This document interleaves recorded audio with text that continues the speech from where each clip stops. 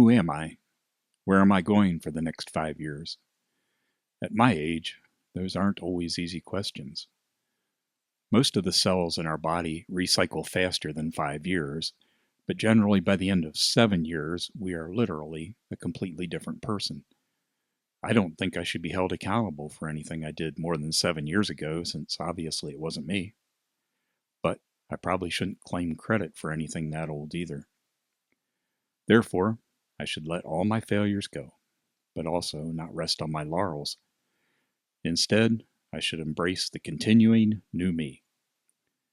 My own past often feels no more real than something read in a book, and I can't know the future no matter how hard I squint to it, which leaves only the present me that I can control. Now I try to lay down a paving stone in front of me, look at the horizon, and see if I like the look of it, adjust as necessary, and I lay down another paving stone. These paving stones have no size, space, or location limits. Sometimes they hold an entire shop. Other times, a bee on a flower and a camera. I don't know how many paving stones I have left or what size and shape they are, but they are fun to plunk down and jump onto.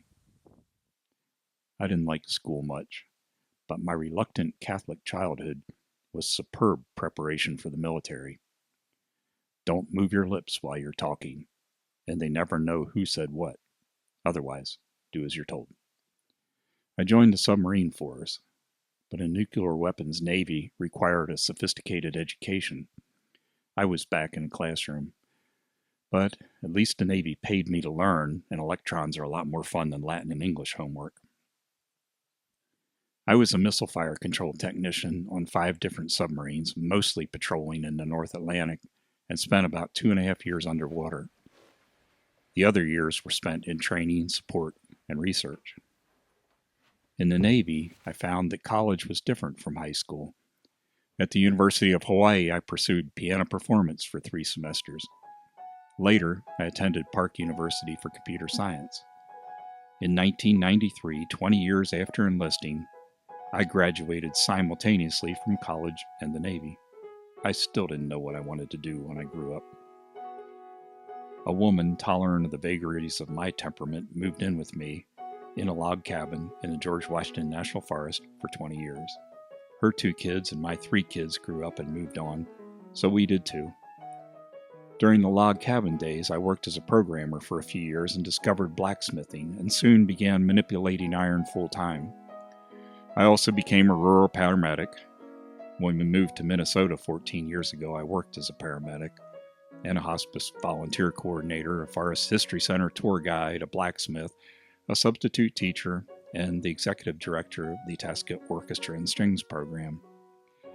At IOSP, I filled many hats, including the graphics designer and marketer.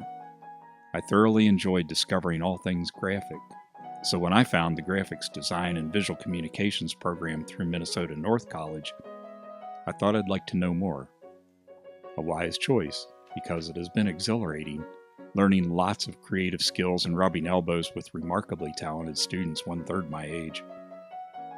This brief snapshot is to explain why I am in a video talking to you about me.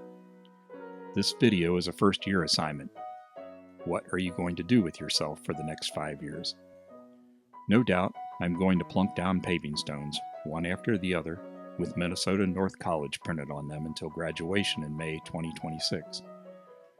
Further education at Bemidji is possible, but regardless, in some manner, for the following 4 years, I bet I see paving stones with more graphic design and certainly with more photography and videography. Thanks to our first semester, I am now able to tell a complete story with words, pictures, video, sound, and music. I can't imagine ever getting tired of that. I hope that the next 5 years lets me continue to grow and make videos, and possibly provide graphic design service to others. I doubt I will work in the field full-time, but I expect to play in it a lot, and maybe get paid occasionally.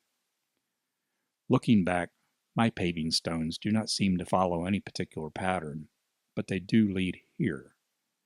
I expect the few paving stones I have left will meander from whatever well-intentioned path I think I'm following, but I believe I can identify certain guidelines for plunking a paver.